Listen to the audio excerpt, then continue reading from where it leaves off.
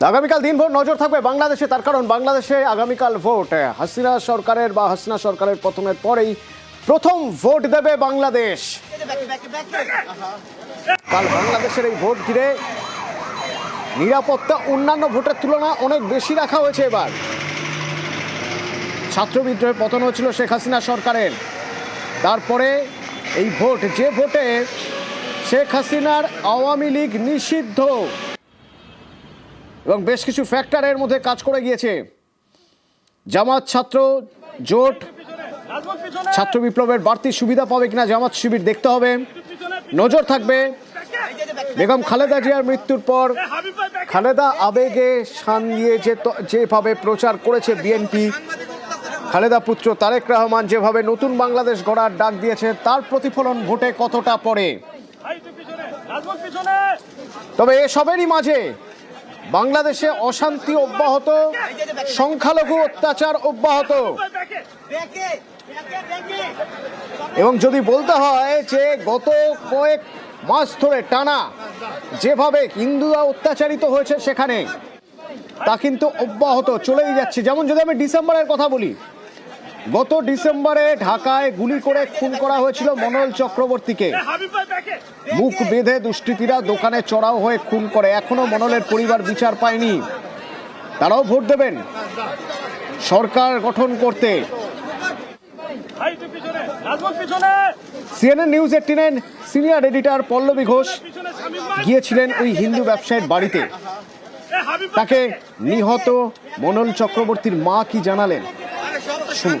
2.5 महीने बाद न्यूज़ 18 फिर से उसी घर पे आ गई है जहां पे मोनोल चक्रवर्ती का हत्या किया गया था। यहां पे उनका एक दुकान था और उनके परिवार के लोगों का कहना है कि उनका कोई दुश्मन नहीं था और वो साथ में सबके साथ मिलके रहते थे। लेकिन अचानक देर रात को उनके ऊपर हमला हुआ, उनको मार दिया गया और आज तक नहीं पता चला है कि किसने को मारा, किसका हाथ है उसके पीछे। इस समय इस घर में सिर्फ उनकी माँ है और माँ के पास उनके फोटो है अपने बेटे का, और वो अभी भी इंतजार कर रही है अपने बेटे का कि आखिरी बार एक बार वो उनको देख भी नहीं पाई। उनको ये भी नहीं समझ में आया कि इनको क्यों मारा गया।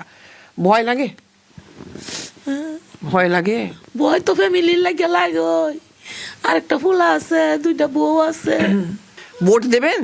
हाँ, वोट देवो। देखिए, इसको कहते हैं कि मतदान का जश्न मनाना है, लेकिन क्या उसके साथ उम्मीद आएगा कि इनको न्याय मिलेगा, वो अलग बात है।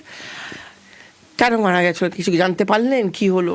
না, এই যে সিসি ক্যামেরার মধ্যে যে গুলি শুট করছে, যে ছবি উঠছে মুখ বান্ধা, কেমনে যায় এনো লাগায় বন্দুকটা লাগায় গুলিটা করলো, এটা উঠছে সিসি ক্যামেরা তো রুমের ভিতরে। এখনো ধরা পড়েনি?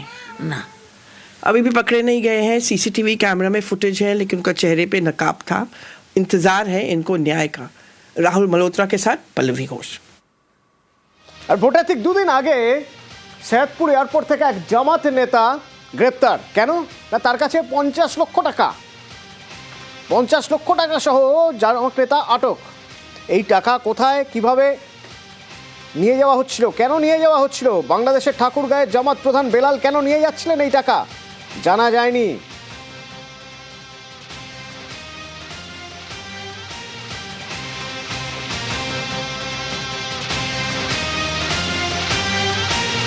আগামীকাল সকাল 7:30 থেকে ভোট শুরু হবে। ভোট চলবে বিকেল 4:30 পর্যন্ত। বাংলাদেশ ভোটের লাইনে দাঁড়াবে, কিন্তু ভোট কাকে দেবেন?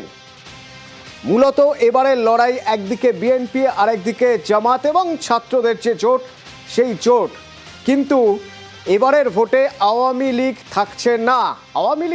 কিন্তু আওয়ামী লীগের সমর্থকরা থাকছেন। এই সমর্থকরা কাকে ভোট দেবেন, বিএনপিকে নাকি জামাতকে? তার উপরেই কিন্তু বাংলাদেশে সরকার কে গড়বে তা নির্ভর করছে।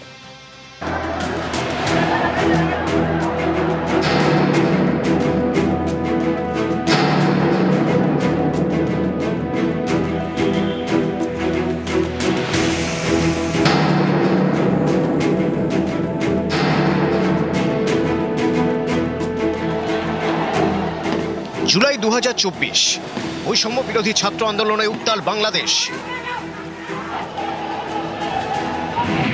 অগাস্টে জনরোষে প্রধানমন্ত্রিত্ব থেকে ইস্তফা দিলেন শেখ হাসিনা, দেশ ছাড়লেন। বৈষম্য বিরোধী ছাত্রদের সিদ্ধান্তে দেশে গঠিত হলো তদারকি সরকার।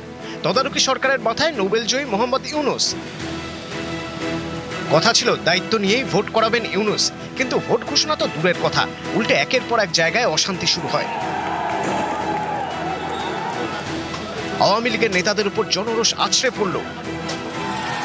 বঙ্গবন্ধু স্মৃতি বিজড়িত ৩২ ধানমন্ডির বাড়িতে বারবার হামলা চলল। এক শ্রেণীর মানুষের মধ্যে বাড়তে থাকলো ভারত বিদ্বেষ, আর এক শ্রেণীর নেতারা সেই ভারত বিদ্বেষের পালে হাওয়া লাগিয়ে প্রাসঙ্গিক থাকার চেষ্টা করে গেলেন। বছর ঘুরে গেল, অশান্তি চলতেই থাকলো। ২০২৫ সালের শেষে পরিস্থিতি চরমে উঠল। ১২ই ডিসেম্বর জুলাই গণ অভ্যুত্থানের অন্যতম আন্দোলনকারী ওসমান হাদি গুলিবিদ্ধ হলেন। ১৮ই ডিসেম্বর সিঙ্গাপুরে চিকিৎসাধীন অবস্থায় মারা যান। নতুন করে আগুন ছড়িয়ে পড়ল বাংলাদেশে। এবার সবচেয়ে বেশি আক্রান্ত হলেন বাংলাদেশের সংখ্যালঘুরা, হিন্দুরা। ময়মনসিংহে দীপুচন্দ্র দাসকে পিটিয়ে মেরে ঝুলিয়ে আগুন ধরিয়ে দেওয়া হলো। একের পর এক আক্রান্ত হলেন হিন্দুরা। এমনই পরিস্থিতিতে রাজনীতির সমীকরণ বদলে দেশে ফিরলেন খালেদা জিয়ার পুত্র তারেক রহমান। প্রয়াত হলেন বিএনপি নেত্রী খালেদা জিয়া। ঢাকা শহরে জিয়া উদ্যানে তাকে সমাধিস্থ করার সময় লাখো মানুষের ভিড়। খালেদা আবেগে ভর করে বাংলাদেশে ক্ষমতায় আসার পথ খুঁজছে বিএনপি। নতুন বাংলাদেশ গড়ার ডাক দিয়েছেন তারেক রহমান। অন্যদিকে লীগ ও বিএনপি নেতাদের দুর্নীতিকে হাতিয়ার করে আসরে জামাত, তাদের সঙ্গে ছাত্র নেতাদের দল এনসিপি। তীব্র ভারত বিদ্বেষে শান দিয়ে শুরু হলো ভোটের প্রচার। আগেই তদারকি সরকার আওয়ামী লীগকে ব্যান করে দিয়েছে, অতএব লড়াই কার্যত দ্বিমুখী। কিন্তু যারা ভোট দেবেন তারা কি ভাবছেন? প্রায় ১৩ কোটি ভোটারের মধ্যে তরুণ ভোটারের সংখ্যা অনেক। এবারের ভোটে ফ্যাক্টর তরুণ ভোটার। বিভিন্ন সমীক্ষায় উঠে এলো বাংলাদেশের তরুণ প্রজন্ম ঝুঁকছে জামাতে ইসলামের দিকে। দুর্নীতিমুক্ত সরকার করতে তাদের অনেকেরই ভরসা দাঁড়িপাল্লা, যা কিনা ন্যায় ও ইনসাফের প্রতীক। এদিকে আবার বিএনপির আসল অস্ত্র বুথ স্তরের সংগঠন, সঙ্গে থাকছে আগেও সরকার পরিচালনার অভিজ্ঞতা। সেই অভিজ্ঞতাই নতুন বাংলাদেশ গড়তে সাহায্য করবে বলে মনে করছেন ভোটারদের অনেকে। ফ্যাক্টর মহিলা ভোটও। মোট পুরুষ ভোটারের তুলনায় বাংলাদেশে মহিলা ভোট মাত্র ২০ লাখ কম। মহিলাদের মন জিততে বিএনপির হাতিয়ার ফ্যামিলি কার্ড। পাশাপাশি তারা জোর কদমে প্রচার চালাচ্ছে জামাত ক্ষমতায় এলে কট্টরপন্থার পথে হাঁটবে দেশ। মহিলাদের পথে বেরোনোই মুশকিল হবে। পাল্টা কয়েক হাজার মহিলা কর্মী পথে নামিয়ে এই প্রচারে মোকাবিলার চেষ্টা করছে জামাত। তারা মহিলা ভোটারদের ঘরে ঘরে গিয়ে ভোট চাইছেন। এদিকে আবার বিএনপি ১০ জন মহিলাকে প্রার্থী করেছে, কিন্তু জামাতের কোনো মহিলা প্রার্থী নেই। বিএনপি জামাতে হাড্ডাহাড্ডি লড়াইয়েও প্রাসঙ্গিক হয়ে থেকে যাচ্ছে ভোটে না থাকা আওয়ামী লীগ। আওয়ামী লীগ এই নির্বাচনে নিষিদ্ধ, কিন্তু এখনো বাংলাদেশে ২০% বেশি আওয়ামী ভোটার। তারা কাকে ভোট দেবেন? বিশেষজ্ঞদের মতে এদের বেশিরভাগই জামাতে ইসলামের মৌলবাদী মানসিকতাকে মেনে নিতে পারেন না। সেক্ষেত্রে তারা ঝুঁকতে পারেন বিএনপির দিকে। আবার অনেকের মতে যারা বরাবর আওয়ামীকে ভোট দিয়ে এসেছেন তারা কিছুতেই বিএনপিকে ভোট দেবেন না। আওয়ামী সমর্থকদের ভোট যেদিকে যাবে জিতবে তারাই। তাই বিশেষজ্ঞদের মতে নির্বাচনে না থেকেও বাংলাদেশের ভোটে এবারেও ফ্যাক্টর আওয়ামী লীগ। ১২ই ফেব্রুয়ারি ভোট, সেদিনই শুরু হয়ে যাবে গণনা। সেক্ষেত্রে ১৩ই ফেব্রুয়ারি জানা যেতে পারে বাংলাদেশের সরকার গড়বে কে, জামাতে ইসলামী নাকি বিএনপি। নিউজ ১৮ বাংলা। আর আগামীকাল যে ভোট, সেই ভোটের আগে সীমান্তে কড়া নজরদারি। এবং আমাদের যে সীমান্ত রয়েছে, দুই দেশে আমদানি রপ্তানি এখন থেকেই বন্ধ রয়েছে। গোজাডাঙ্গা বন্দর দিয়ে আমদানি রপ্তানি বন্ধ করে শনিবার থেকে ফের আমদানি রপ্তানি শুরু হবে। পরপর পার্ক করা রয়েছে পণ্যবাহী গাড়ি। আজ থেকে এই দুই দেশে পণ্য পরিবহন বন্ধ।